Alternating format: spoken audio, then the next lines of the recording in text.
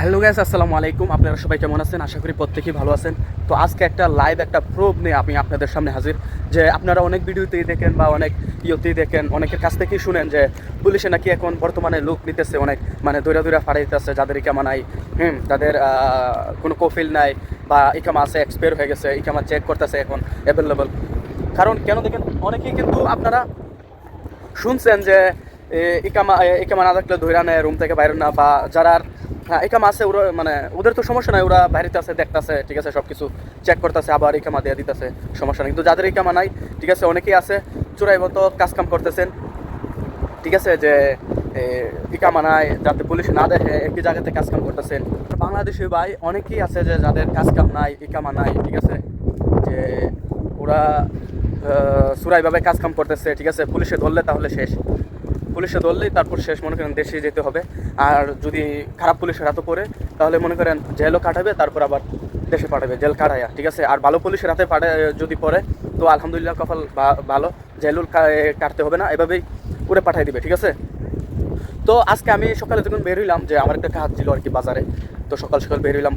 অবশ্যই আমার সকাল সকাল ডিউটিতে হয়, তারপর আজকে 1 ঘন্টা আগে আমি বাজারে গেলাম, বাজার থেকে আসলাম, এখন যাবো আবার ডিউটিতে। তো এখানে দেখলাম যে পুলিশ অ্যাভেলেবল চেক করতেছে, অ্যাভেলেবল, কিন্তু ওই সময় তো আমি ভিডিও করতে পারতেছি না, কারণ সৌদির আইন তো বুঝেন না। তো এই জন্য আমি ভিডিও করতে পারি নাই। তো এই জন্য আপনাদেরকে সতর্ক, যারা আপনারা আছেন যে ইকামা নাই, ঠিক আছে, ইকামা নাই বা ইকামা আছে, ইকামার মেয়াদ শেষ হয়ে গেছে বা এরকম কোনো সিচুয়েশনে আছেন আপনারা, তো আমি আপনাদেরকে বলবো যে আপনারা অবশ্যই এখন মানে 1 মাস আপনারা সতর্ক হয়ে থাকেন, বেশি না, শুধু 1 মাস সতর্ক হয়ে থাকেন, ঠিক আছে। 1 মাস পরে আবার পরিস্থিতি সমাধান মানে আগের মতো হয়ে যাবে, ঠিক আছে। এখন বর্তমানে অনেক চেকপোস্ট চলতেছে, অনেক চেক চলতেছে। তো এই জন্য বলি, আপনারা যারা আছেন অবৈধভাবে, আপনারা প্লিজ দয়া করে 1 মাস সতর্ক হয়ে চলুন, ঘর থেকে বেরোয় না, অতি মানে জরুরি পড়লে তাহলে বেরোয়, আর নাই তো বেরোবার দরকার নাই, রুমে থাকেন শুধু 1 মাস, ঠিক আছে, ঠিক আছে। এই জন্য আমি সতর্ক বার্তা হিসাবে আপনাদেরকে আমি ইয়েটা দিলাম। আপনারা অবশ্যই এটা ইয়ে করবেন, ফলো করবেন, এবং যদি আপনারা বেরোন তাহলে এটা আপনাদের কপাল, আপনারা খাবেন, ঠিক আছে। বেশি না, 1 মাস আপনারা ঘর থেকে বেরোয়েন না, তাহলে দেখবেন পরিস্থিতি আবার আগের মতো হয়ে গেছে।